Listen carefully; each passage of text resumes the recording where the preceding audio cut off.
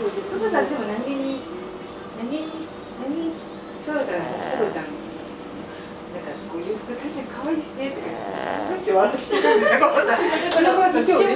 自分でこの子を選んで買ってきたから、まあそれはそれなりのなんていうかあるんだけど、ね、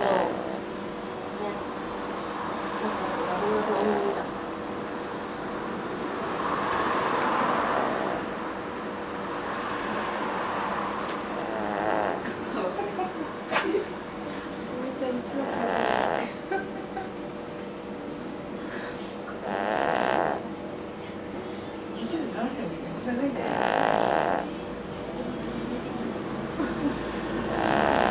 すごい YouTube でも負けるおまけに出るよ。